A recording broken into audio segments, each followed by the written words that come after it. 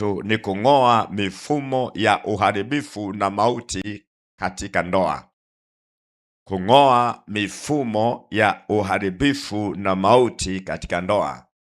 Hiki ndio kitu ambacho nakwenda kuzungumza asubuhi ya leo. Tunaona ndoa nyingi zimekuwa na machozi sasa hivi. Ni ndoa ambazo hazina uhakika kati fulani, tumekaa kwenye ndoa lakini watu hawaaminiani, kila mmoja na mambo ya kwake, hakuna utulivu. Tutakwenda kumwomba Mungu hiyo mifumo yote ambayo inatenda kazi kuchezea ndoa, kuchafua ndoa, ipate kusambaratika. Ukikaa kwenye ndoa, umekaa kwenye ndoa, asiwepo mtu yoyote kukuondoa kwenye ndoa yako, au asili ya aina yoyote isikuondoe kwenye ndoa yako. Ndoa yako isiwe na machozi, isiwe na kilio.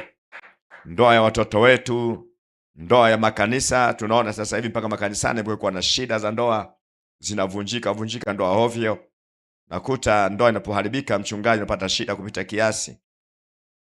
Unaanza kujiuliza, au inatokea misiba ya ajabu, binti mdogo anafiwa na mume, au mume amefiwa na mke. Sasa unajiuliza inakuwaje mambo kama haya? Unakuta tayari yamebaki mambo, ukiangalia tunakuta yani nafuu wakati fulani, hata mwanaume unasema ataamua kwa dakika yoyote, lakini kwa kina mama akishapata watoto wawili watatu, alafu anafiwa na mke wake tena na mume wake, kwetu sisi wachungaji inakuwa ni machozi. Hasa kama binti mdogo, alafu unapiga mahesabu ataishije namna hii. Sasa hiyo mifumo yote tunahitaji tushughulike nayo. Watoto wetu wawe salama sana kwenye ndoa zao, wawe na uhakika wa kukaa na kuishi na kusonga mbele na kumiliki na kutawala. Bwana Yesu asifiwe. Hebu tutaangalia ndoa ya mtu mmoja aliyepata kukaa na wake wawili kwa nyakati tofauti. Bwana Yesu atusaidie. Huyu alikuwa ni Mwirani. Alikuwa anaitwa Ahasuero. Alikuwa ni mpagani mmoja ambaye hajaokoka, hamjui Mungu. Na alikuwa ni mtu ambaye kwenye utawala wake, alikuwa ni mtu ambaye wakati fulani utawala wake ulikuwa kwa imara kupita kiasi, lakini alitegemea sana watu waamue maisha yake ya ndani yaendeje, na hali ambayo ilimletea shida. Kitabu cha Esta sura ya 2 tutaanzia hapo, na tutaluka nyakati fulani kienda mbele na kurudi nyuma, lakini Esta sura ya 2 ndio msingi wetu wa somo letu mahali hapa. Basi hawa ndio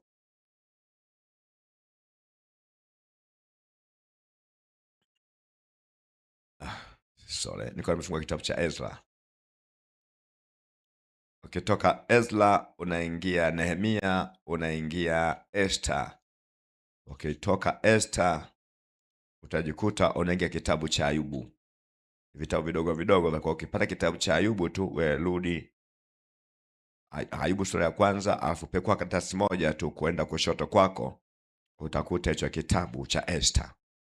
Bwana Yesu asifiwe. Pekua tafuta Ayubu, kisha pata tu Ayubu, alafu rudi nyuma kidogo tukute kitabu cha Esta. Biblia inasema katika Esta sura ya 2 mstari wa 1 na wa 2, baada ya hayo hasira yake mfalme Ahasuero ilipotulia, alimkumbuka Vashti na vile alivyotenda na yale yaliyoamriwa juu yake. Basi watumishi wa mfalme waliomhudumu walimwambia mfalme na atafutiwe mabikira vijana wazuri, na mfalme aweke wasimamizi katika majimbo yake yote ya ufalme wake, ili wakusanye pamoja mabikira vijana wazuri wote, waende Shushani ngomeni kwenye nyumba ya wanawake mikononi mwa Hegai msimamizi wa nyumba ya mfalme, mwenye kuwalinda wanawake, tena wapewe na vifaa vya utakaso.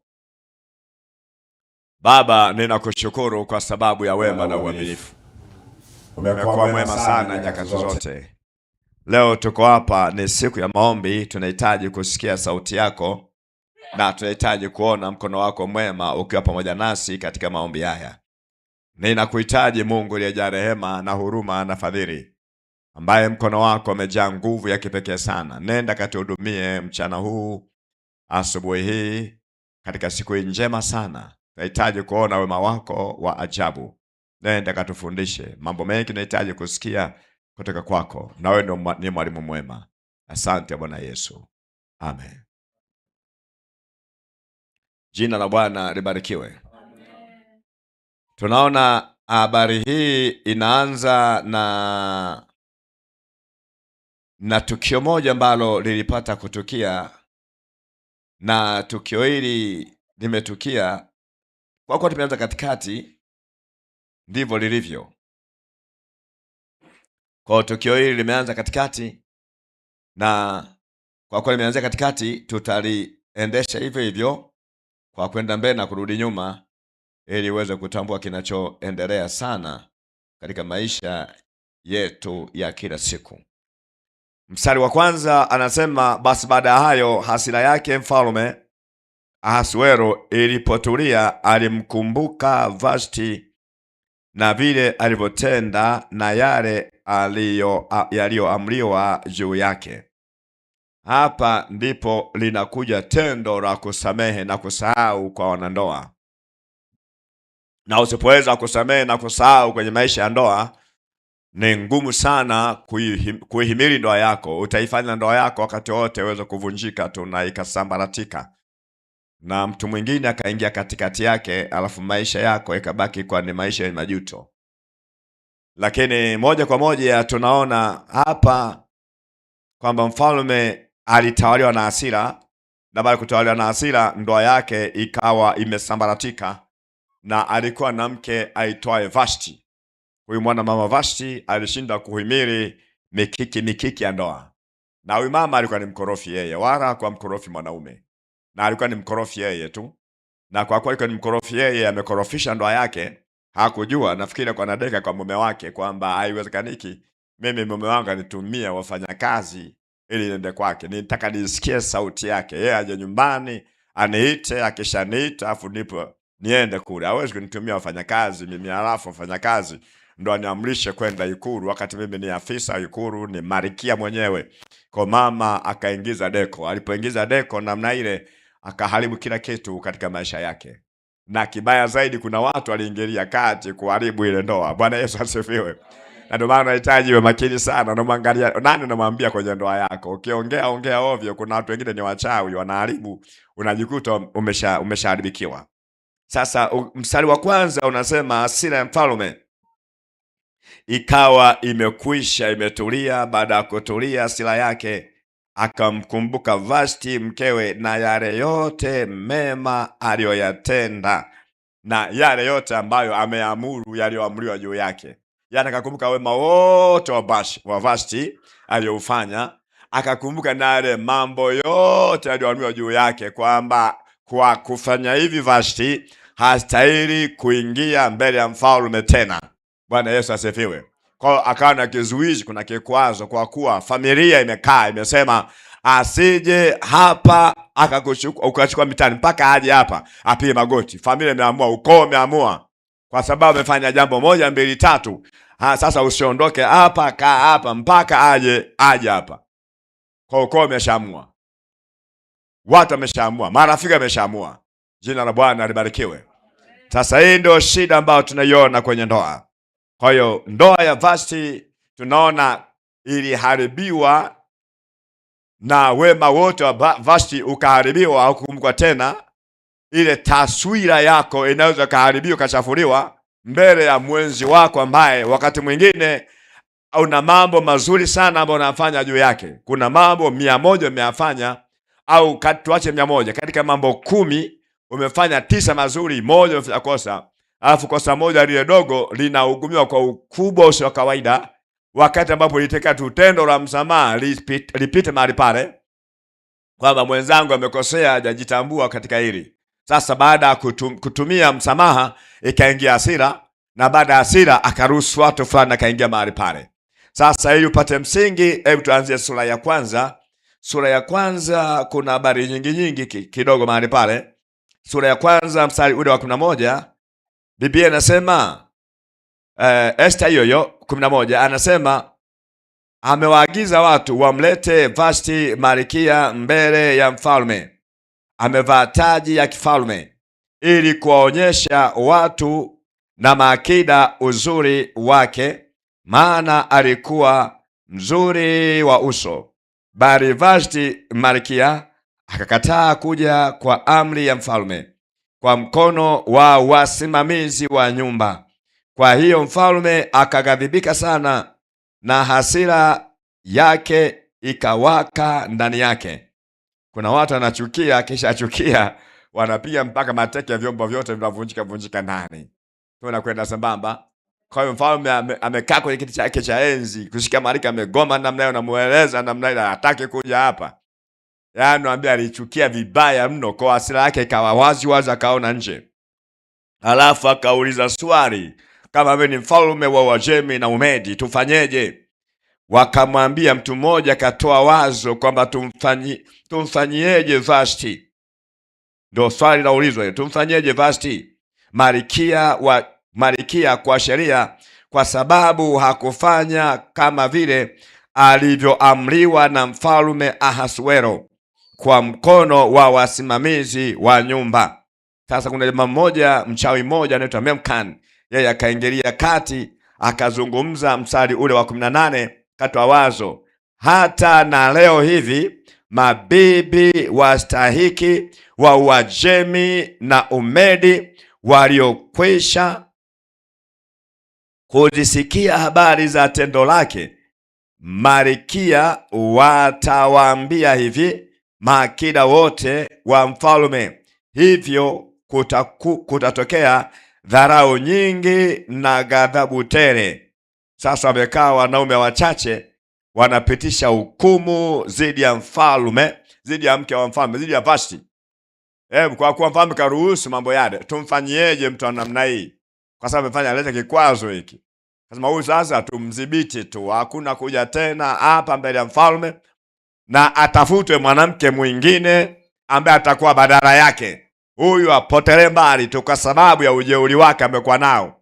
Amewaonyesha wanawake wote, kwa sababu amefanya ikulu kwa muda miezi 6, wanakula na kunywa na kufurahi. Kwa kila bosi yuko na mke wake mahali pale ikulu, alafu mama na ameandaa kalamu kaondela wake za mabosi. Kaanda naye kafanya kalamu. Yaani baba ana fujo na mama ana fujo. Tunakwenda sambamba.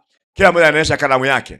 Sasa siku ya moja imekaribia, mwanamume sasa anajivunia mke wake. Anataka awaonyeshe sasa watu mke wake alivyo na busara na hekima, alivyo mzuri, namna gani anajivunia. Unajua mara zote wakati mwingine ukikuta mwanaume ni mkali kwa kina mama, sasa ukikuta mwanaume ni mkali wa maisha yako, si kwamba hakupendi, anakupenda sana. Ila kuna mambo tu fulani tu anataka yana tumeukana na ile, yeye anataka tukae sawa tu. Sasa wewe unafikiri hakupendi. Lengo lake tu ukae sawa tu. Anataka asikilizwe yeye. Yaani mwanaume anapenda sana kwanza asikilizwe kwanza yeye kuliko mtu mwingine yoyote. Na hapendi sana kuchanganywa.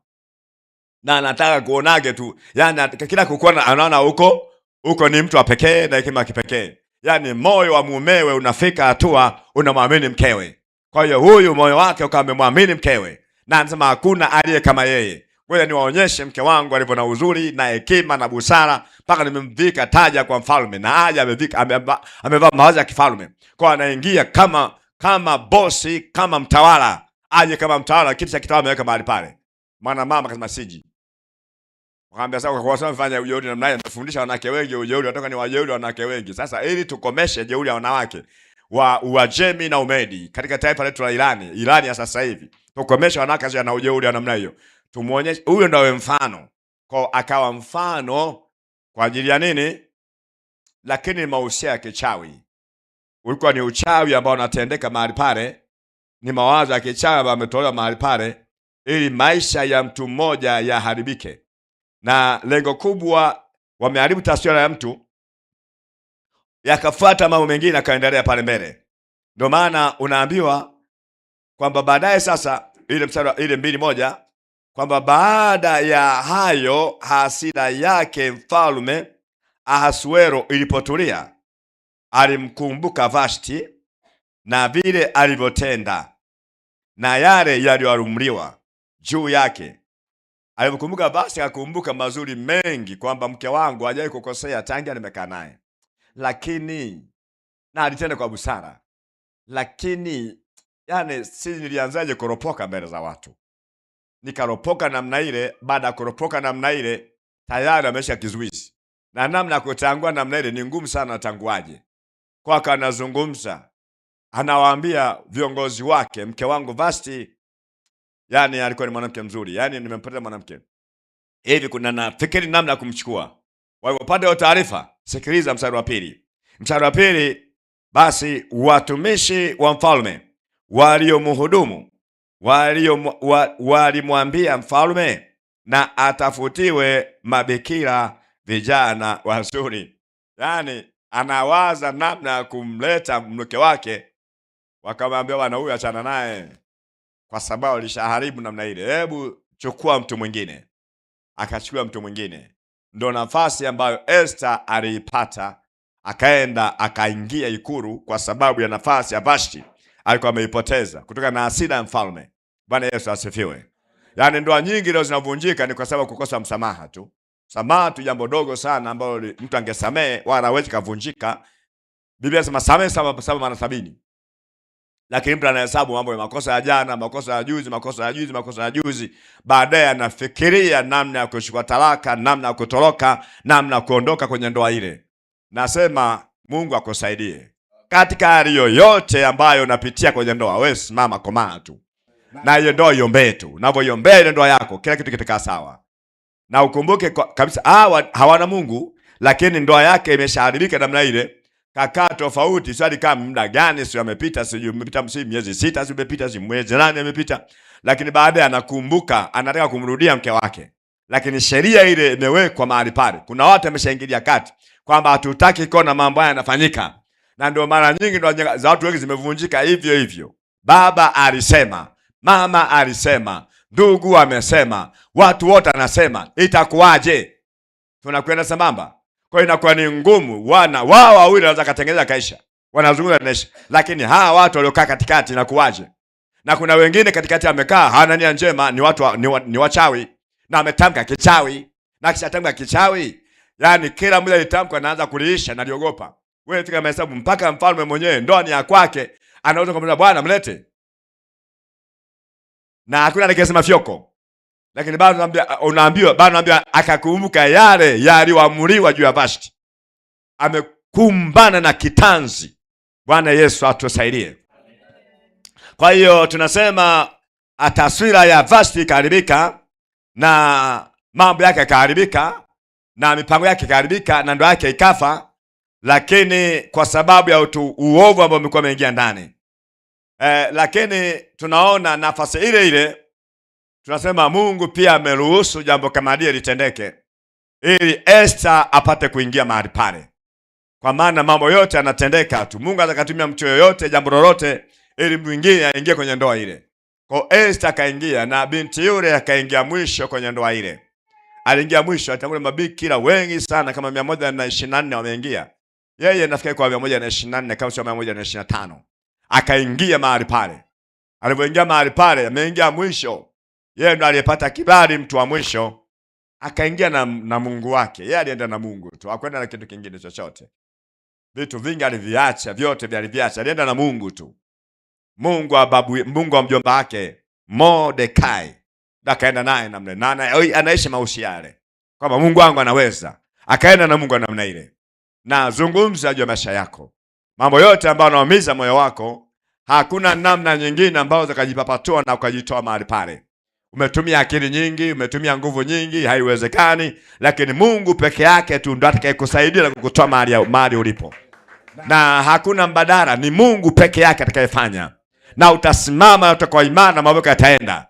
Bwana Yesu atusaidie. Esther kaingia kwenye ndoa, anafurahi, anashangilia, mwaka wa kwanza, mtoto wa kwanza, mtoto wa pili, mtoto wa tatu, kakaa kwenye ndoa. Katika kituko kingine tu cha ajabu. Kituko kile kikatokea, ni jamaa moja amepandishwa cheo, anaitwa Hamani. Amepandishwa cheo Hamani, akaona tu mtu mmoja anaitwa Mordekai hataki kumsujudia. Kwa mfalme anasema na asujudiwe na maafisa wote. katika ikulu yangu. Sasa Mordekai hataki kumsujudia, yeye anasema atasujudiwa Mungu tu peke yake, siwezi kumsujudia mwanadamu. Ni Mungu peke yake anastahili kusujudiwa, sababu kusujudu kunawakilisha ibada. Siwezi kumwabudu huyu, mimi nitamwabudu Mungu wa mbinguni. Alafu anamwambia Bwana, mbona usujudu? Aambia Bwana kitu kama hicho kipo. Wakasema sasa tutaona mambo yako matafanyika yatakwendaje. Tutamwambia Mordekai, tutamwambia Hamani. Wakamweleza Hamani. Wamwambia Hamani kwamba kuna mtu mmoja akusujudia, akachunguza, akaona kweli huyu hanisujudii. Ni kweli. Sasa ngoja nimfanyie action. Na sifanyi kwa simwangamizi peke yake, na mwangamiza na watoto wake na familia yake yote. Nitaiangamiza. Bwana Yesu atusaidie. Kwa hiyo tunapozungumza kung'oa mifumo ya uharibifu na mauti zidi ya ndoa na uzao, tunamaanisha kwamba adui wakati wote anapopanga jambo, hapangi kwa ajili yako wewe binafsi anayekuona. Anapanga kwa ajili yako na uzao wa tumbo lako, ili usujudie miungu, ili unyongeke, ili uangamie, ili uishe. Kwa hiyo akatengeza kipindi cha namna hiyo, na kwa sababu ya namna hiyo yanatendeka mambo kama hayo ya kufanya maangamizo, ya kuharibu ndoa na uzao. Tunasema ni mambo ambayo yapo duniani, lakini kuna namna mbili ambayo uzao wa mtu unaweza kuharibiwa. Kuna watu wachawi wakiingia, wanaamua kuharibu uzao wa mtu jumla. Wanamharibia yeye. Kwanza wakati mmoja akajisikia tu vibaya kuhusu yeye, lakini baadaye anaamua kumnyonga ile ambari.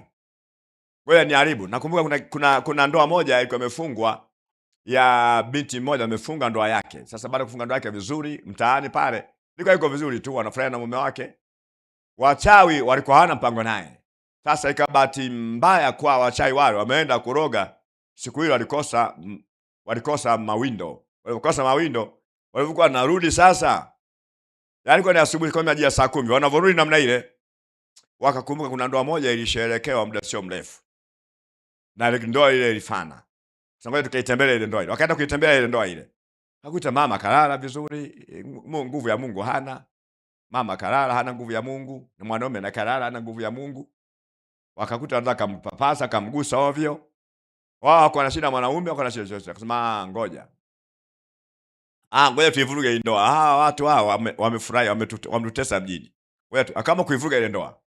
Walipokuwa kuivuruga ile ndoa ile, mchawi mmoja baadaye akatambua kwamba huyu ni mjamzito. Alikuwa na mimba miezi 3. Akasema bwana, mimi ni mjamzito. Jamani, ani mjamzito huyu.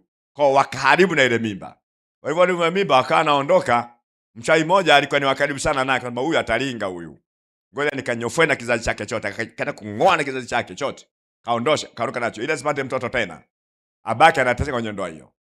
Ndio mambo ambayo yanaendelea nyakati hizi. Kwa hiyo kizazi, tunaposema kung'oa mifumo ya uharibifu wa ndoa na kizazi na uzao, tunaelewa kinachoendelea. Lakini pia kuna wakati fulani Mungu anaweza kaingilia kati kwamba nafuta uzao wake wote na uondosha. Anamwambia Musa, amenikosea sana watu hawa, nafuta wote. Lakini kiacha wale wana Israeli, Musa aliwaombea. Anakuja kuzungumza kwa habari ya nani? Kwa habari ya Amaleki. Kitabu cha Kutoka sura ya 17 mstari wa 14. Anakuambia andika uwe ukumbusho, nitafuta uzao wa Amaleki, hautakuwepo. Kwa hiyo kuna wakati kizazi kinaweza kikapotea jumla. Unaweza kaona leo ni koo fulani unaiona, inaweza kaondoka yote isiwepo duniani ikapotea. Kimungu au kipepo. Bwana Yesu atusaidie. Naomba usiwe wewe, Bwana kujengee nyumba iliyo imara na ukazidi kuongezeka na kustawi wakati wote. Na Bwana akakusababisha kusonga mbele na kukua na kuimarika na kuongezeka. Haleluya, haleluya. Sasa jua mambo kama hayo, jambo la tatu nitazungumza juu ya hekima ya Mungu ambayo inaweza kufuta mifumo ya kipepo, mifumo ya giza ambayo inaweza kusimamia maisha yako. Jambo la tatu, hiyo mifumo inafutwa kimaombi. Unapoingia kuomba sasa, maombi yanaanza kuondosha hizo kazi zote. Na hekima ya Mungu inaweza kaondosha hizo hali. Kwa Bwana akupa hekima. Kwa hiyo baada ya Esther kuingia kwenye ndoa ile, na furahi na shangilia, amepata watoto, tunaona mpango mbaya ukaanzia. Mgogoro ukaanza kwa maafisa wawili wa ikulu, yameanza kwa Hamani na Mordekai. Na Mordekai alipogundua kama ni Mwebrania, Hamani akaamua kufanya kikao na ndugu zake, na mke wake Zeresh anamwambia hivi, kama ni hivyo anakukwaza Mordekai, analeta kiwingu kwenye maisha yako, kwenye furaha yako, kwenye baraka yako, hebu kachukue mti umtundike, tundika huyo afe kwa mti. Alafu akapanga na vitu vingine na sherehe zingine mbalimbali ili waangamize ili familia ile. Bwana Yesu atusaidie. Kitabu kile cha sura ya 3 mstari wa 8 tunaona jinsi ambavyo Hamani anakwenda kuongea na mfalme, na mfalme anakubaliana jambo lile. Ile 3:8 tunaona Hamani anapokaa na mfalme wanapanga mipango. Lakini 3 mstari ule wa 15 Biblia inasema Matarish wakaondoka wakaenda haraka kwa amri ya mfalme, kukapigwa mbiu huko Shushani ngomeni. Mfalme na Hamani wakaketi ili kunywa divai na bari, mji wa Shushani ukafadhaika. Huu mji wa Shushani ngomeni unafadhaika, ni Wayahudi wanalia kila kona, ni vilio. Bwana Yesu atusaidie. Ni walokole ndio wanaotafuta mahali hapo, ndio wanaolia. Hakuna namna ya kuchomoka. Amri imeshatangazwa, maandiko yameshaandikwa, wamekaa watu kipepo kwenye ulimwengu wa giza, namna kuangamiza walokole wote mjini. Tunahakisha kila mlokole anaondoka. Tunalifuti ile mbali, kanisa la Mungu halitakuwepo. Ndio likaanza kulia na kuomboleza. Mstari wa 4, ukiona pale sura ya 4 mstari ule wa 1 mpaka wa 3, Mordekai anaanza kuomba, amevaa magunia, anamlilia Mungu. Akaona hapa tunahitaji hekima ya kimungu peke yake ndio ingilie kati, ili Bwana apate kufanya. Hayo ndio naozungumza na wewe katika ibada hii wakati huu, kwamba Bwana peke yake wakati mgumu, mambo mazito, atakusaidia unapokwenda mbele zake, ukitambua kwamba Mungu anaweza kufanya jambo. Mambo magumu mazito, ule uovu wa kiroho umepangwa kwenye ulimwengu wa giza, umeshatua sahihi na mihuri imegongwa kwamba lazima ifanyike namna hii. Wamegonga watu wenye tani za kiroho ambao ungetegemea kwamba wawe msaada kwenye maisha yako. Hao ndio wametoa maamuzi kwamba maisha ya huyu tunayaharibu na tunayafuta. Wameshayaondoa. Kwa hiyo upo unaishi, lakini ni kwamba umehesabiwa siku tu. Kwa hiyo kulikuwa na siku 30 za kufanya maangamizi, siku ya 30 ya kufanya maangamizi, na siku hiyo ambayo hati imeshatiwa sahihi, imekamilika, wakaanza kufurahi. Muuaji mmoja na mfalme wamekaa, wanakunywa divai, wanafurahi, wanashangilia, mioyo inafurahi. Lakini huku taarifa zimeenda, ni msiba na maombolezo na vilio. Mordekai akasema, mimi namjua Mungu nile naye, sintalia na sintanyamaza. Akapaza maombi yake ikulu, anaomba mchana kutwa, yuko kazini. Kavaa mavazi ya kazi kayaondoa, ya staff kayaondoa, alafu kavaa mavazi mengine ya kazi ya kimbingu. Hekima ya Mungu ndio ingilie kati mahali pale. Mungu mwenyewe ndio aamua tusaidie. Anaomba, haelewi mpenyo, haelewi mwelekeo. Kuna wakati mambo kishakuwa magumu, hautajua unaomba na unataka kushoto, unakwenda kulia, unataka kulia, unakwenda kushoto. Lakini tunachosema ni imani ndani yako iamue kwamba Mungu atanisaidia na Mungu ataniwezesha. Kwa Mordekai, kwa hekima ya Mungu, akaingia kukata rufaa kimaombi juu ya kesi ya mauaji ambayo yamesimama. Kuna watu ambao kwenye koo mbalimbali wanakufa kabla ya wakati. Baba alikufa akiwa bado kijana mdogo, watoto wanakufa akiwa bado watoto wadogo. Tunakwenda kukata hiyo kamba ya vifo vya mapema kwenye familia.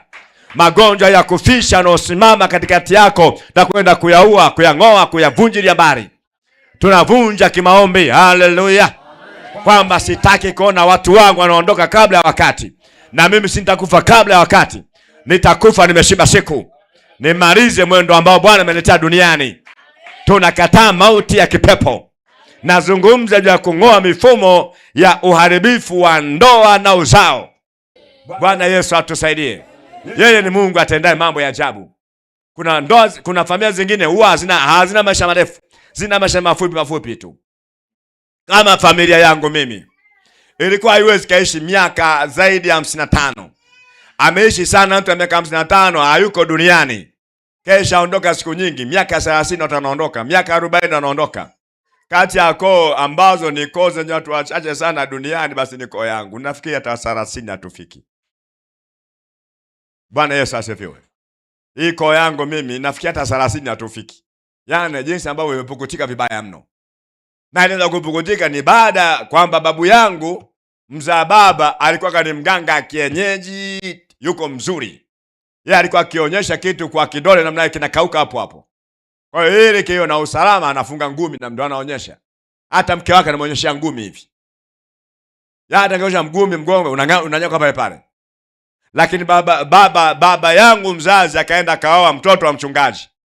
Kwa hiyo ng'ambo ile mtaa ule ndo anaishi babu yangu ambaye ni mchungaji mzaa mama. Na mtaa huu anaishi babu yangu ambaye ni mganga kienyeji mzaa baba. Sasa baba anataka kuoa, ilibidi aenda kaingia kwenye nyumba ya kichungaji. Ndio usalama wetu wa familia hii sasa, ambao tumeianzisha kwa upya na wachache ambao tumewasalimisha baada kuwaleta kwa Yesu. Yesu ndio mwisho wa mambo yote. Anakomesha matabaka yote ya kipepo. Hata kama kuna matungula na kuraga watu walioshabakia hayo, au kisha kimbilia kwa Yesu namna yananyongwa yote. Haleluya, haleluya. Mordekai anakwenda anamlilia Mungu kama afisa. Anakataa ile hali. Anakataa rufaa kimaombi. Maombi atakusaidia kung'oa mifumo. Mifumo ambayo inaharibu ndoa na kadhalika. Ataing'oa. Alafu Esther hajui kinachoendelea. Bosi wake ambaye ni bwana wake kafanya maamuzi hata mke wake hajui. Kuna mambo ambayo mume wako hautaona na kushirikisha, mambo magumu mazito ambayo angepata ushauri kwako. Haja kushirikisha. Kuonyesha kwamba ndoa imeshaharibika tayari. Ana siku 30 yuko busy za kikazi. Na kazi yenyewe ni maangamizo. Hamshirikishi mke wake. Alikuwa ni mtawala wa ajabu huyu. Bwana Yesu asaidie. Ni mtawala wa ajabu sana. Kuna mtawala mmoja anaitwa Herode na ubaya wake wote. Lakini mke wake anamwambia jihadhari na mtu huyo. Anamsikiza mke wake. Usikamangamiza mtu huyo, yuko vizuri. Lakini Ahasuero haelewi yakoje mambo yale. Sikiliza mstari 11. Ndoa ya Esther imeingia kwenye mgogoro. Na Esther mwenyewe haelewi, hana habari, hajui chochote. Anatumikia amri ya mfalme kwamba kama sijakunyoshea fimbo, una sababu ya kuingia ikulu wewe. Lakini malkia yule, nafikiri ndio maana basi akasema uta amezoea, ngoja nimuonyeshe. Sasa kaenda na kwa Esther, katume kanuni ile ile. Mke wangu sitaki uingie ikulu. Kama utaingia ikulu na siku 30 na kuchinja. Maka ndoa tayari mshapata mgogoro.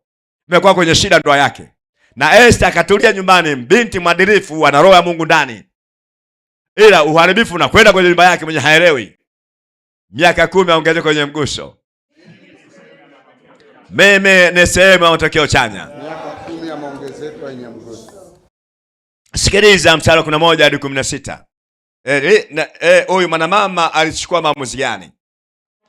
11 mpaka 16 Biblia inasema watumwa wote wa mfalme wanajua sana, hata na watu wa majimbo ya mfalme, ya kwamba mtu yeyote akiwa mwanamume au mwanamke atakayemjia mfalme katika ua wa ndani wala hakuitwa, kuna sheria moja kwake, ni kwamba auawe, isipokuwa yeye ambaye mfalme atakayemnyoshea fimbo ya dhahabu ili aishi. Wala mimi sikuitwa niingie kwa mfalme yapata siku 30. Kapewa limiti. Bwana asifiwe. Mwanamama amesahau kwamba yeye ni malkia. Amesahau kwamba yeye ni mke wa mtu. Anasema mwanamke na mwanaume haruhusiwi kuingia ikulu. na mimi panga hilo limepita kwa kuna mimi ni mwanamke. Mimi sio mke, yani atumii nafasi ya mke wake. Mimi ni mwanamke kama wanawake wengine. Na mtu yoyote awe mwanamke au mwanaume akiingia pasipo taarifa ya mfalme ananyongwa. Tafadhali mjomba Mordekai, babangu akilo ndio, lakini unaoniambia ni hatari. Sina muda, sina nafasi ya kuingia hapo. Ndani ya siku 30 nitakufa. Mordekai anamwambia hizo siku 30 ni nyingi mno. Taifa lilikuwa limeshaondoka. Kazi ilikuwa imeshavurugwa. Kuna jambo la kufanya ndani ya siku 30. Kabla ya siku 30 kuna jambo la kufanya. Ili tutibue mpango. Amepeleka jibu kwa Mordekai. Mordekai akamrudisha jibu, anamwambia hivi 12. Basi wakamwambia Mordekai maneno ya Esta. Naye Mordekai akawaagiza wampelekee Esta jibu la kusema, wewe usijizanie kuwa wewe utaokoka nyumbani mwa mfalme zaidi ya Wayahudi wake wote, kwa maana wewe ukinyamaza kabisa wakati huu, ndipo kunapotokea Wayahudi msaada na wokovu kwa njia nyingine, ila wewe utaangamia pamoja na mlango wote wa baba yako. Walakini nani ajuaye kama wewe hukujia ufalme kwa ajili ya wakati kama huo? Basi Esta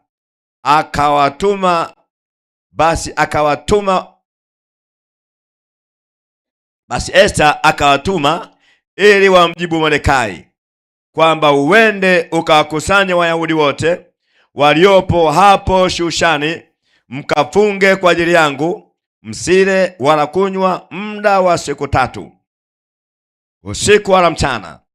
Nami na wajakazi wangu tutafunga vile vile.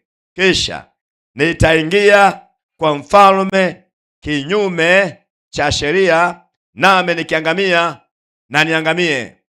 Sema kutenda kinyume cha utaratibu. Sema kutenda kinyume cha utaratibu. Utaratibu nakwambia utakufa. Utakwenda kinyume na utaratibu. Utakwenda kung'oa mapando yote ya mifumo ya kipepo. Ama nachezea ndoa ya watu. Ndoa ya Vasti wameingilia watu. Ndoa ya Esta wameingilia watu. Bwana Yesu asifiwe. Yaani mfalme huyo mmoja ndoa yake imeharibiwa na watu tena wachawi, na ndoa hii ya pili tena anaingia tena mtu mwingine anaitwa Hamani. Anakwenda kuiharibu ndoa. Na kwamba bwana lazima jambo hili ndani ya siku 30. Na ili jambo litekelezeke ili hapana kushirikiana na mke. Paulo anamwambia sitaki. Bwana Yesu asifiwe. Kaa huko. Tunakwenda sambamba. Na mwanamama ajui anasema mzee wangu yuko busy, yuko kwenye safari za kikazi. Kumbe mwenzake anakula maisha na fry. Mchawi amemzidi speed, amemzingira. Bwana Yesu asifiwe. Labda ujiulize, hivi mwenzi wako anamilikiwa na nani? Bila kana rafiki mchawi. Bwana Yesu asifiwe. Takwenda kuvunja wale wote ambao wanaingilia kati kuifunika ndoa yako, kufunika mipango yako, kufunika uchumi wako uende vibaya. Takwenda kuwafutilia mbali asubuhi ya leo. Wanahitaji kung'olewa na mtu mwenye kuamua na mwenye kuwa na maamuzi, kwamba anakwenda kufanya kinyume cha utaratibu. Ule kajiuliza na kwaje wachao na wazungumza hapa. Kamuulize mtu mmoja alikuwa anaitwa nani yule ambaye Paulo anaongea na liwali, ni Festo si yule gani anaongea naye. Yule liwali unaambia alikuwa anaongea naye, anasikia injili anataka kuokoka, afu yuko na jamaa mmoja mchawi, alikuwa ni Elima mchawi. Yuko na jamaa mmoja mchawi anamroga moyo yule kiongozi mkuu wa wilaya yule. Jamaa Paulo anahubiri, anamshuhudia neno. Yana jamaa anasikia maneno ya Mungu vizuri, yani upande mmoja, yani amezingirwa. Mtu wa Mungu amekaa hapa, alafu mshuhudiwaji amekaa hapa, mchawi amekaa huku. Yani huyu anaeleza habari njema ziende kwa huyu, yani wewe unamwombea huyu aje kwa Yesu, mwingine anamloga huyu atumike miungu. Naangalia biashara ilivyo. Mpaka pale wagundua kama huyu jamaa ndo anayechafua hali ya hewa, alimshughulikia yule, ndipo huyu akaelewa. Kwa kuna watu ambao tunahitaji tuwashughulikie hiyo mifumo yote ambayo imewekwa, ambayo inapambana na familia yako, kuchezea mifumo ya ndoa ya familia yako. Unaangalia kabisa kwamba kwenye familia yako watu wakaage kwenye ndoa zao zinavunjika, ndoa zao zinaondoka, zinaharibika. Tutakwenda kuomba mifumo ivunjike, isabaratike. Wanaoperate mifumo wamong'onyoke, wasikae katikati ya hizo ndoa. Haleluya, haleluya. Wanaochezea uzao wako kwamba uondoke, ufe mapema kabla ya wakati, ni mambo ya asili yalisimama mahali pale. Kwenda kung'oa hivyo vifo katika familia, ving'oke, viondoke, havitaishi mahali pale. Biblia anasema Esther akaamua vinginevyo baada ya kuelekezwa kwamba mama, wewe ni mwanangu, nimekulea na nimekukuza katika imani, na hii kesi iko serious. Huyu jamaa ameamua kufanya vita na kanisa, na wewe kama ni mke wa mfalme hautapona. Kwenye nyumba yako umekaa Ikulu hautapona, lazima utaharibikiwa tu. Lakini Mungu anayemtumikia mimi, nakwambia sisi tutapona. Bwana ataenda muujiza kwa njia nyingine. Nazungumza katika wakati ambao hauna majawabu ya aina yoyote. Lazima uangalie kwamba Mungu ndiye naye ana njia nyingi za kutenda, anaweza kufanya kwa namna yoyote ile. Haleluya, haleluya. Tunajenga kanisa mahali hapa, tuna kiwanja, tuna tofali ziko mahali hapa, tunahitaji fedha. Kuna wakati ambao hatuelewi tunapataje fedha, lakini tunaye Mungu anayefungua milango ya fedha. Ana fedha nyingi kwenye madirisha mbinguni huko, yanatirisha fedha. Ana fedha kwenye milima, kwenye mitaa, ana fedha kila mahali. Sisi kazi yetu ni kumwita Mungu, fungua milango ya baraka. Tunahitaji fedha ya ujenzi mahali hapa ipate kuja. Tunamwita Mungu kwa imani namna ile, tunamwona Mungu akitenda na Mungu akifanya. Haleluya, haleluya. Bwana anazo fedha za kujenga jengo hili, hajawahi kushindwa na hatashindwa. Anayo fedha kukusaidia wewe kutoka mahali ulipo. Hauna chochote, hauelewi utakuwaje, hata wakati mwingine utakula nini kesho ujui, utalipaje hata na mwanao ujui. Kazi yetu ni kuomba kwa imani. Tutakwenda kinyume na utaratibu wa sheria ambao nazungumza kwamba haiwezekani. Na mtoto wako hatasoma, unaambia mtoto wangu anasoma na ada inapatikana. Bwana fungua milango ya ada. Haleluya, haleluya. Nazungumza juu ya Mungu wa mbinguni, mtenda maajabu, ambaye ana hekima tele na chekachekwa. Hekima itakusaidia namna ya kwenda kinyume na utaratibu. Utakwenda kuvunja sheria ya kipepo ambayo imekaa kwa ajili ya kuleta uharibifu. Shetani anataka ufadhaike, anataka ushindwe, anataka uchoke. Sema achoke mtu hapa. Sema tena achoke mtu hapa. Mimi nainuka tena nitangaza katikati ya mji, katikati ya mataifa. Hiyo ndio ndoto ya Mungu ya maisha yako. Bwana anakuwazia mema. Bwana hajawahi kuwaza uovu juu ya kanisa lake. Anawaza mema wakati wote. Mwisho wako ujae furaha. Haleluya, haleluya. Mordekai anamwambia Esther, mwanangu, umekaa Ikulu ndio, lakini kizazi kinakuja hiki kinaondoa kila Mwebrania, na usizani kama utapona mahali hapo kama utanyamaza au utachukua nafasi ya kuinuka. Hivi unajuaje mwanangu kama hiyo nafasi umekaa kimungu, kwamba Mungu alipenda ukae mahali hapo wakati wa shida kama hii, wewe ndio uwe msaada. Lakini ukinyamaza, wewe ambaye ni lango la ukombozi, na kwambia Mungu atatenda jambo juu ya kanisa letu, ila wewe utaondoka. Nazungumza na mpendwa ambaye yuko ndani ya nyumba ya Mungu. Kuna mambo ambayo unahitaji yafanye kwenye uwezo wako, yafanye. Na unapofanya utaona matendo makuu ya Mungu akitenda, akiregeza, akifungua, akiponya, akiganga. Sisi kazi yetu ni kuomba. Lini umeikuomba kuona muombaji anafilisika? Na kuuliza swali, lini uliwahi muombaji anafilisika? Muombaji hajawahi kufilisika. Sisi kazi yetu ni kuomba, Mungu anatoa. Tunaomba, Mungu anatoa. Esther aliposikia neno la baba yake wa kiroho Mordekai, akasema, mzee, nimekuelewa. Hujawahi kutania. Na muamini Mungu wako. Na hapa nimekaa kwenye ndoa hii ni kwa sababu ya neno lako. Niliingia mwishoni. Nikamwambia baba, niko mwishoni. Bwana ameshatangulia watu. Wana miezi 6 ametangulia. Itakuwaje mimi? Ukaniambia, nena mwanangu, Mungu wangu atakupigania na kutetea. Na kwa neno lako Mungu wako amenisaidia mpaka leo. Niko mahali hapa. Na kwa neno lako naingia kwenye maombi. Nitakwenda kinyume cha utaratibu juu ya mfalme muuaji ambaye ameshika damu na mkono wa damu kwa juu yake, nitakwenda kinyume chake, kama ni kufa acha nife. Anakumbuka scenario ya Vashti jinsi ilivyokuwa.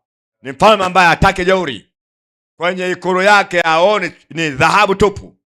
Ndio maana anamwambia Mordekai, unavaaje magunia wewe? Mama nampiga mavazi ya kuvaa, anamwambia bwana, nguo ninazo, chekwa tere, rudi mavazi yako, ninachotaka uende kwa mfalme kamweleze kama kwa lako nakwenda, ila taenda kwanza nitafute hekima kutoka kwa Mungu, na nitafuta hekima kimaombi, nipate ufunuo naendaje kwa mfalme. Akatangaza maombi ya siku 3 na uninulia waombaji, na mimi na walokole wote kwa ndani ya ikulu tutaomba kwa ajili ya jambo hili, ili Bwana anipe uwezesho wa kwenda kukabiliana na mfalme mwenye damu ya mauti, ambaye ana mpango wa kizazi na mifumo yote ya ndoa ambayo imesimama kuharibu ndoa. Na kwenda niende kabiliana na hiyo hali. Bwana Yesu atusaidie. Unapokabiliana na mifumo ya namna hiyo, unahitaji jambo lingine la ziada. Ujae neno ndani, ambalo litakuongoza kuomba, litakuongoza kutambua ahadi za Mungu. Kolosai sura ya 3 mstari 16. Asema neno la Mungu na lijae ndani yenu. Neno la Mungu likae kwa wingi ndani yenu. Kolosai 3:16. Neno la Mungu likae ndani yenu. Kwa lazima ujae neno la Mungu ndani, ambalo litakuongoza kwenye ahadi za Mungu na kufikia mpenyo wako na kufikia ndoto yako na kufikia malengo ambayo unataka Bwana ayatende. Lakini neno pia linaleta ufahamu. Kwa hiyo unavokaa na neno, utakuwa na ufahamu tele, utakuwa na hekima tele. Bwana Yesu asifiwe. Sikiliza mstari ule wa 100. Kitabu cha Zaburi 119 100, anasema ninao ufahamu kuliko wazee, kwa kuwa nimeashika mausia yako. Kwa hiyo neno la Mungu linaleta ufahamu. Unavokuwa na neno la Mungu ndani ya moyo, unakuwa na ufahamu kwamba yote yanawezekana. Mordekai amejaa neno, anao ufahamu wa kutosha kwamba Mungu niliye naye atatutokezea mpenyo, hata kama naona giza tupu, namna kama kadogo sana kwa Esther, lakini naye anazuia. Lakini Mungu wangu hawezi kutuacha, anao ufahamu. Bwana Yesu asifiwe. Lakini neno linaleta hekima. Mstari ule wa 98, Zaburi 119:98, asema maagizo yako hunitia hekima kuliko adui zangu, kwa maana ninayo siku zote. Pia neno la Mungu linaleta akili. Ninazo akili 99. Ninazo akili kuliko wakufunzi wangu wote, maana shuhuda zako ndizo nizifikirizo. Kwa hiyo anakwenda kukabili matata ya mfalme Ahasuero. Haendi kama mke, anaenda kama mtumishi wa Mungu. Amejaa neno, amejaa hekima, amejaa akili, amejaa maarifa ya namna ya kukabili ndoa ambayo imeleta shida. Anakwenda yeye peke yake, anamfahamu mwanaume jinsi alivyo, yaani akichukia amechukia kwa kwenda mbele, na hakuna namna, hakuna lugha nyingine ya kuzungumza. Yeye ni kifo tu. Bwana Yesu asaidie. Anasema nakwenda kinyume na utaratibu. Nahitaji watu ambao wanakwenda kuvunja makongwa ya utumwa, kwamba haya yametendeka kwa yule, kwangu yatafanyika. Yametendeka kwa yule, kwangu yatatekelezeka. Yana macho haya na yapendwa macho yake. Kwa hiyo baada ya siku 3, mama akavaa mavazi ya kazi, akatambua wajibu wake ni nani. Kwanza ni malkia. Mahali pale mstari wa 11 anasema alijitambua kama mwanamke wa kawaida tu, lakini sasa hivi akajitambua ni malkia, alafu mke wa mtu. Sasa unasema malkia maana ni mke wa mtu, naongea naye hapo, tunakwenda sambamba. Huwezi kuwa malkia bila kwa mke wa mfalme. Kwa akavaa mavazi ya kazi, kavaa vazi la ndoa, kwenda kuisha ndoa yake. Nani huyu anayetia giza mashauri? Yuko wapi ana kikwazo? Na kwenda kwa mume wangu sasa. Kavaa vazi la kazi, vazi la ndoa na vazi la umalkia, kwamba yeye ni mfalme tayari. Kwa anakwenda kifalme kama mke wa mfalme, anakwenda kutoa mashauri dhidi ya mfalme, akashauri na mfalme. Kuna wakati mambo yako yanalazimishwa, uweze kumshauri mume wako, unaogopa. Mke wako namuogopa. Bwana Yesu asifiwe. Kuna wake mababe wanapiga wanaume. Wanaume tu hawazungumzaji tu. Yeye kwambia mwanamke amekaa kimya. Mwanaume amekaa kimya. Sasa tunaona mwanamama hapa mambo yaeleweki. Ukisoma ile sura ya 5 mstari wa 1 mpaka wa 4, Esther anaenda mahali pale, kavaa mavazi ya kazi. Pale amekaa mahali kama hapa, kaingia kazini, katulia namna hii. Anashanga namuona mwanamke, halafu mfalme, halafu ni mke wake Malkia, kavaa mavazi ya kifalme ya Kiajemi. Anamuona anapita vile, kama anakwenda vile, kaenda kuja ndani. Alichokifanya mwanaume yule ni kuchukua fimbo yake kunyosha namna hii. Wafanyakazi wanaangalia kuta Malkia Esther amenyoshewa. Wakaenda, mama twende. Mama ingia ndani. Bwana Yesu asifiwe. Mama akaja. Sasa jambo la 5, andika kuchukua hatua za kiimani. Kutenda kwa imani. Bwana asifiwe. Bwana mama amechukua hatua za kiimani. Ni imani ya kufa mtu. Bwana atusaidie. Anakwenda mbele ya mfalme. Imani ile anakwenda kutengeneza jambo. Lazima uwe na imani unapokabiliana na misukosuko mizito kama hii. Na unaofahamu ndani ya moyo wako kwamba Mungu anaweza. Unayo hekima ya kimungu ndani yako, kwamba hakuna yeyote ambaye atakayezuia.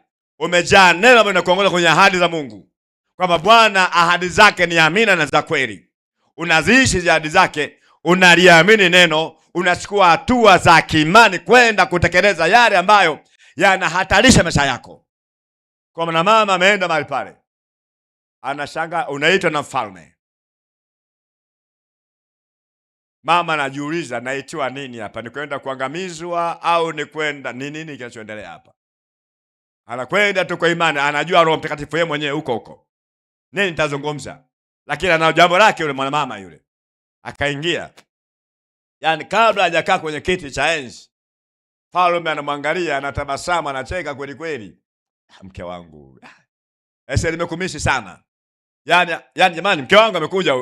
Nimemiss kweli mke wangu. Yaani unatambua tu kwamba hapa sasa mwenzangu kaponywa. Kwa mama anaingia kwa kishindo, kwa ubabe na kwa nguvu zote.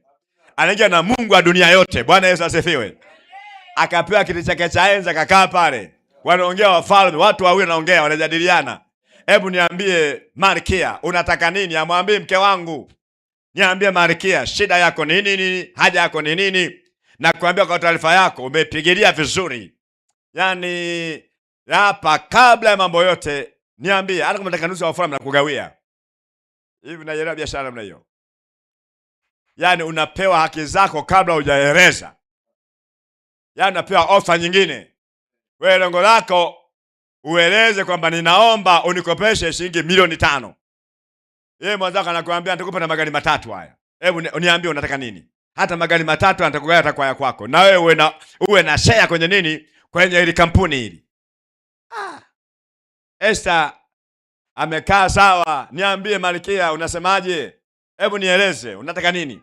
Hata nusu wafalme amekugawia. Kama wafalme mna ajenda moja tu. Bwana Yesu asifiwe. Mwanamama hana hofu, hana wasiwasi, hana mashaka. Amemuona Mungu anavyotenda, Mungu wa Mordekai baba yake. Bwana Yesu asifiwe. Mungu wa Mordekai baba yake kiroho anamwangalia anavyotenda. Ametulia mahali pale. Neno lake alimuondoki kwa kupewa nusu ya ufalme. Tayari ni Malkia, tayari ni mfalme. Hana haja kujitawala, anatawala eneo lote, hataki kipande. Yeye anabaki kutawala nchi yote. Majimbo 124. Kwani apewa kipande kamoja tu, ukapewa kamkoa kamoja, wewe ndio mfalme. Mimi nataka yote hii. Baba, na mimi nina shida moja tu. Shida gani mke wangu, nieleze? Kaambia nimeandaa karamu. Nataka usiku wa leo uje ule chakula kizuri ukipendacho nimekuandalia. Naomba usije peke yako. Uje na Hamani ambaye juzi amepata cheo. Uje naye huyo. Lingine hamna. Ni hilo tu basi. Hakuna jambo lingine, hakuna. Ndio hilo tu kwenye karamu ya jioni. Na naomba niruhusu hata sasa hivi nikaendelee kuweka mambo sawa. Maana bila kuwasimamia vijana wangu pale mambo yataharibika. Kwa naomba niruhusu mfalme, endelea na kazi, mimi naenda nikaweke mambo sawa. Kaambia sana, nenda. Unaona mke wangu bwana, sio yule basi bwana, alinifanyaga hivi na hivi na hivi. Yaani huyu nimemzuia amna kuingia, lakini baada amekuja na akaandaa kitu kizuri. Hamani, ukae sawa. Jioni kisha toka kazini hapa tunaenda kupata chakula cha mlo wa usiku nyumbani. Kaambia sawa. Nazungumza kwamba kijana, neno ndani ya moyo wako, neno linakupa wingi wa msamaha, halafu linaweka uvumilivu ndani. Unaweza kuvumilia na kustahimili mbele ya maadui zako. Sasa Esta hamwambii mfalme hebu nyonga huyu, anamwambia mfalme naomba uje na huyu. Yaani mbaya wake aliyeingia kuiharibu ndoa yake, kwa anamwambia uje na huyu, muje naye. Alafu anacheka na Hamani. Tafurahi sana kukuona, kazi yako ni njema. Bwana asifiwe. Lama ujue namna kukabili migogoro, mizizi ambayo imekaa. Unavyogundua Mungu amekuonyesha kwa ulimwengu wa roho kwamba kuna shida kwenye maisha yako. Mharibifu wa ndoa yako, wa uzao wako, anakulaga watoto wako ni yule. Una haja kubwaba, wewe nimekuona, Mungu ameniambia. Wewe tulia tu. Mwambie Mungu nifanyeje sasa? Kwa Bwana nakupa hekima namna ya kung'oa mzizi kusibaki na chochote. Esta ametulia, kavaa moyo wa uvumilivu. Maana mama na Mungu ndani. Amejaa neno, ameshiba neno. Hana mashaka. Akaenda mahali pale, amekuja jioni, amekula chakula. Anaingia mfalme pale, anamwambia mfalme, mke wangu unataka nini? Hebu niambie, naona kuna jambo nalo ndani ya moyo wako. Nini? Nakupata nusu wafalme kugawia, nakukata kati. Vinginevyo hata robo tatu nakupatia tu. Wewe niambie tu. Niambie. Kaambia usiwe na wasiwasi mfalme. Acha tule, tunywe, tufurahi. Wakala kaja wakafurahi. Hebu niambie tena ni nini? Kama nakuomba tena, ajenda yangu ninaona moyoni mwangu. Naomba tena kesho nitaiandaa karamu. Naomba uje tena kesho kwenye mlo wa usiku. Uje na Hamani, usimwache Hamani. Nitakueleza jambo nililonalo ndani ya moyo wangu. Sema sawa. Mfalme akarudi kaenda shughuli zake. Maisha yakaendelea. Kesho kumekucha. Mfalme usingizi ukampaa. Maombi yale yameomba maombi, amechokonoa kwenye ulimwengu wa roho. Usingizi kaondoka kwa mfalme. Hakuna kulala usingizi. Tuna kinubi weka huko, sherehe zote weka huko. Hebu niletee kitabu cha kumbukumbu. Nianze kusoma. Alafu mchawi mmoja anaitwa Hamani. Mchawi yule na yeye ameenda nyumbani kwake, anawaambia jamani, angalia kimepanda cheo juzi nimeonyesha utajiri wangu jinsi ulivyo. Angalia tena leo nimeenda kwenye jumba la mfalme. Tumeandaliwa karamu na Marikia, mimi na mfalme peke yake tumekuwa na kufurahi. Na tena kesho jioni tena jioni naenda huko. Ila mtu mmoja anikwaza sana. Yaani kiingia yuko na kutoka tunamwona Mordekai amekaa mahali pale. Alafu atetemeke ayumbe, nataka nimuondoe tu. Mke wake Zereshi kama bwana wewe chukua tu. Tuchukua nini? Chukua mti tu polini. Tengeneza mti, nyongele mbali huyo. Kama amefuta kesi. Kaambia haina shida. Nyonga mapema huyu, afu siku ya ngapi sasa asingefika tutanyonga Wayahudi wote. Sema haina shida. Kaagiza watu hapo kapanga vizuri. Kumekucha asubuhi. Mfalme anasoma maandiko, anamsomea tu kuanzia saa 3 usiku mpaka saa 12 asubuhi. Alifanyika hivi, ni historia inaenda, hakuna kulala usingizi. Kamekwenda, kamerudi. Saa 12 asubuhi. Kwamba wakati fulani mfalme anataka kupinduliwa. Na alipotaka kupinduliwa mfalme yule, Bigata na Teresha kagundulika ndio wauaji wa mfalme. Lakini mtu mmoja anaitwa Mordekai, kwa mkono wa Mordekai mipango ilitubuliwa. Na hivyo tubuliwa, wale watu kanyongelewa mbali. Sema hapo stop. Unataka kwenda habari nyingine, stop. Nataka kujua habari ya Mordekai. Alifanywa nini Mordekai? Saa 12 asubuhi ndio kumepambazuka sasa. Alifanywa nini Mordekai? Mordekai hajafanywa chochote. Baada mambo yale faili lake likafunikwa. Bwana Yesu asifiwe. Kuna mambo yanatekelezeka kwa wakati. Kwa maana kama unafanya jambo jema, umefanya uone matokeo, usijishutumu wala kuzani Mungu akuoni. endelea kufanya tena na tena. Bwana Yesu asifiwe. Mungu anajua, anaangalia wewe, fanya wema, tutenda wema wakati wote. Fanya wema tena na tena na tena na tena. Kwa hiyo faili lake likafunikwa, hakuna kilichofanyika, hakuna zawadi wala cheo kupanda, wala tafika kujulikana. Imeisha vile vile. Kuna mambo ambayo yanafunikwaga hivyo. Unafanya hili halionekani, unafanya hivi halionekani, unafanya hili halionekani. Lakini ukishafika wakati wa Bwana, Bwana anashughulika yole yote kwa bezimishwa ndani. Huko nyuma huko. Ni kimaombi, mambo mengine yanaibulia kimaombi tu. Kumbuka maombi anatenda kazi. Fama halali usingizi, wanasoma mafaili, wamegundua kesi ya Mordekai. Mordekai hajafanya chochote. Ndio saa moja kasoro tayari. Nani yuko hapo nje? Yuko Amani. Ndio Amani anaingia pale, mheshimiwa akaongea na mfalme. Bwana Yesu asifiwe. Hii tunyongele mbali hawa. Ongea na mfalme. Kwanza tunaanza na Mordekai mwenyewe. Ongea na mfalme. Nani yuko hapo? Mordekai. Yuko Amani. Amani njoo. Ingia ndani. Kabla hajakaa Amani anaulizwa swali. Amani unasemaje? Yule mtu ambaye mfalme anampenda, anamheshimu. Anataka muinue sana. Hivi afanyiweje? Unajua wachawi, watu wenye akili za kipepo, walikuwa na mambo mengi sana. Akafikiri nani mwingine? Ni juzi nimetoka kupandishwa cheo. Ni jana nimeenda kwenye karamu na mfalme. Tena leo naenda kwenye karamu na mfalme. Kani kuna nani mwingine apendwa na mfalme? Ni mimi peke yangu. Kwa akajitungia sheria za kumuinua yeye. Kumbe anamuinua adui yake ile sheria ile. Kaambia afanywe 1, 2, 3, avae mavazi ya kifalme, pete ya mfalme, farasi wa mfalme, apite kwenye njia ya kifalme, alafu mtu mmoja mstahiki mheshimiwa sana ambaye mfalme anampenda, amtangaze mtu huyo kwamba huyu ndio mpendwa wa mfalme. Akaambia sawa. Lisipungue neno hata moja. Fanya hivyo juu ya Mordekai. Moyo wake ukapasuka. Mordekai adui yangu, nina msalaba wake hapo nje nimtundike. Alafu ndio leo naanza kumtangaza mitaani. Amri ya mfalme ni amri, hakuna namna.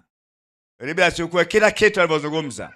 Akaanza kumzungusha Mordekai. Huyu ndio mtumishi wa mfalme, apendwa na mfalme, mtu mkuu sana kwenye utawala huu, aheshimiwe, apigwe magoti, asujudie, kila mmoja amsujudie mtu huyu.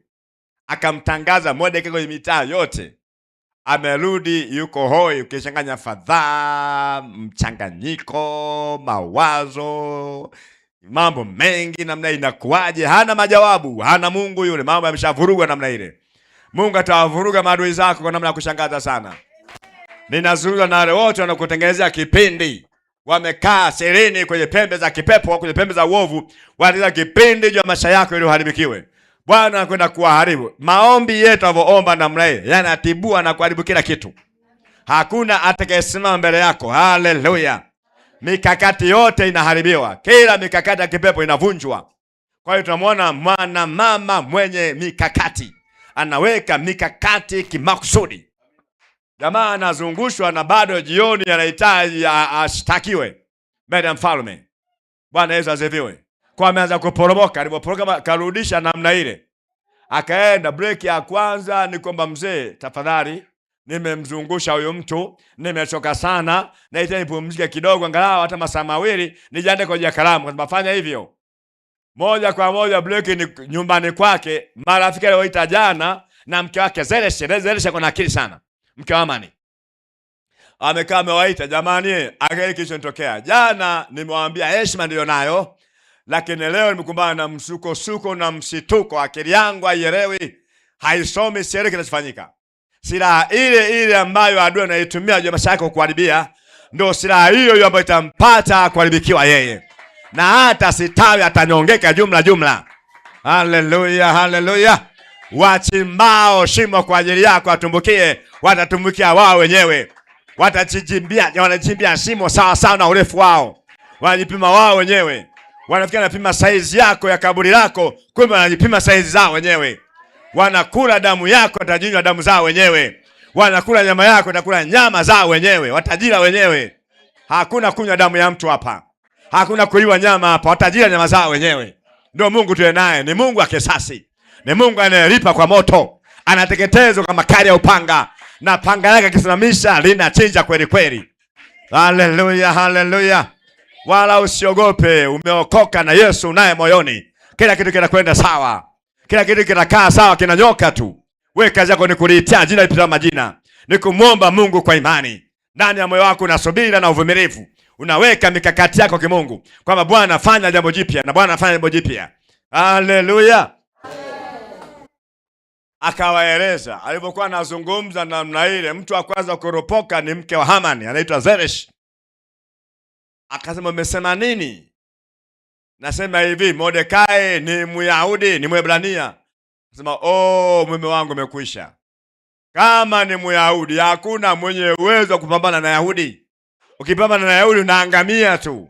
Walokole wameshindikana, hawawezekani hata mara moja. Umepambana na mlokole, mahali pake utaingia. Alafu anapigiwa simu, bwana njoo, amemfuata watu. Njoo, mfalme anakuhitaji haraka sana. Yaani kabla maji kikao kile anaondoka, haelewi nini kinachoendelea. Ana neno la mke wake, kama ni Mordekai ni Myahudi, umekwisha. Na utakufa wewe kwenye msalaba, kwenye mti ule, badala ya yeye. Umekwisha. Unaogopa nini, mtoto wa Mungu? Yesu unaye. Neno unalo. Ndio maana tunashauri Biblia uikamate, uisome. Shika Biblia, soma, jaza maneno namna hii. Akili yako itaongezeka. Ufahamu wako utaongezeka. Hekima itaongezeka. Maarifa ya kutatua mambo utaongezeka. Bwana atakupa ujuzi, utakuwa na uwezo na tani za rohoni za kukabili milima, matatizo, matata, mifumo yote. Tunafutilia mbali kwa jina la Yesu. Anaingia pale, hakuna hata muda kukaa. Twende mfalme, twende ikuru. Twende kwa Malkia. Malkia analo jambo. Na leo amesema tanieleza agenda moyo wake. Wamefika mahali pale, wanaanza kula chakula. Wakala mlo mzuri sana. Safari hii Hamani hana furaha ndani ya moyo, haelewi. Yaani mauti imeshamfunika. Hajui kinachoendelea. Mfalme anamuuliza, nimekula chakula kizuri mke wangu, nafurahi mno, lakini kuna jambo ambalo nalio ndani yako unalo. Nataka kulijua ni jambo gani. Nieleze, hata nusu ya ufalme nitakugawia. Nitakata pasu pasu. Usiona Biblia jinsi ilivyo hivi. Nakata pasu pasu katikati, huko wewe, mimi huku. Naiona hekima yako, taongoza nchi hii vizuri. Nakupenda nusu ya ufalme. Nieleze. Kaambia, mfalme, uishi milele. Amani ya moyo wangu haipo sawa. Sina amani, ipo ikulu sina amani. Ndoa yangu imeingiliwa, sina furaha, na zaidi ya yote mimi na uzao wangu nimeandika kufa. Unasemaje? Nanda kugusa wewe ikulu? Akaba ni mtesi. Mtesi? Mtesi gani zidi yako?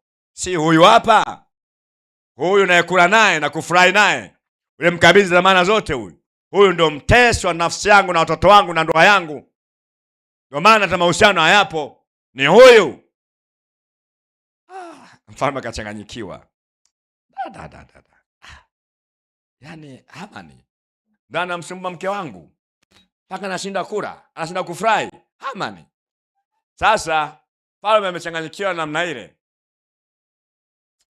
Hamani aende pale sasa kwa mke wake. Bahati mbaya maana mama amekaa kwenye kitanda. Sawa? Kaka kwenye kitanda namna ile. Amekaa kwenye kitanda mama yule. Sasa Hamani akaenda kupiga magoti. Anaenda kupiga magoti ili aombe msamaha. Mke wangu Malkia, naomba unisamehe. Nimekutenda makosa mengi. Naomba unisamehe. Kwa amepiga magoti pale anaomba msamaha.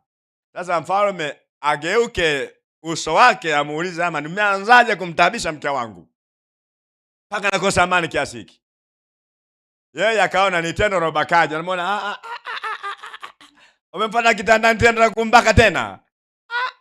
Yaani mtu anaomba msamaha anaonekana anabaka. Shabash, unabaka mke wangu? Yaani mfalme alichanganyikiwa.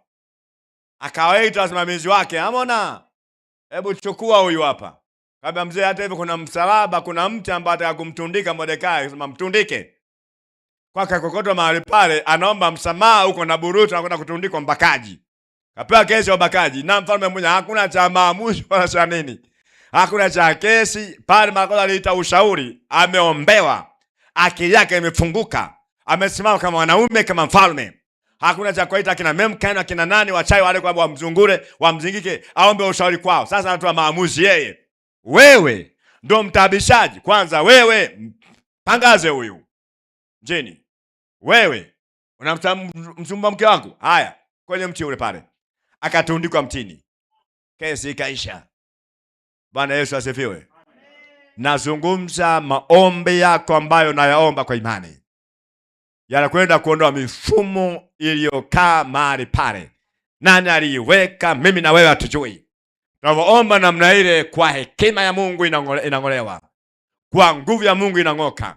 Tunapoomba namna ile, Bwana nafuta kila na mifumo ya kipepo. Haleluya, haleluya. Simama kwa miguu yako. Nakwenda kumwomba Mungu kwa ajili ya tabu yako. Nenda kafungue mdomo wako wakati huu ambapo tunakwenda kulitia jina la Bwana. Unapokwenda kuomba, omba kama hautaomba tena. Leo ni siku ya kimaombi. Tuko hapa, tunahitaji kutawala na kumiliki.